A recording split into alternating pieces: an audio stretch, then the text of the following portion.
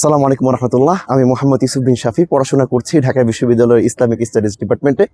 আলহামদুলিল্লাহ, আমরা আমাদের ডিপার্টমেন্ট থেকে আমাদের নবারুণ 16 যে ব্যাচ, তারা আর রেহলা ট্যুরস অ্যান্ড ট্রাভেলসের মাধ্যমে আমরা 4 দিন এবং 5 রাত ব্যাপী একটি ট্যুর আমরা আলহামদুলিল্লাহ প্রায় খুবই সুষ্ঠুভাবে সুসম্পন্ন করেছি।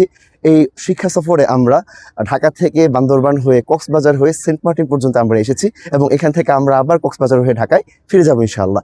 এই যে এত লম্বা একটা ট্যুর, এই ট্যুর আমরা আর রেহলার মাধ্যমে অত্যন্ত সুন্দরভাবে এই ট্যুরটা হয়েছে এবং তাদের প্রতিটি সার্ভিসে আলহামদুলিল্লাহ আমরা খুবই খুশি।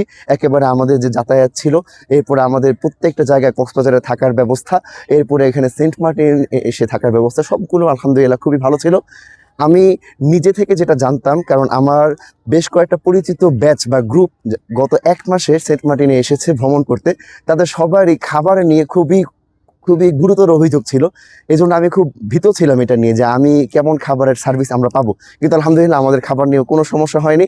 হ্যাঁ, আমরা খাবার বলতে গেলে আমরা একটা আনলিমিটেড হিসেব করে আমরা খাবারগুলো খেয়েছি।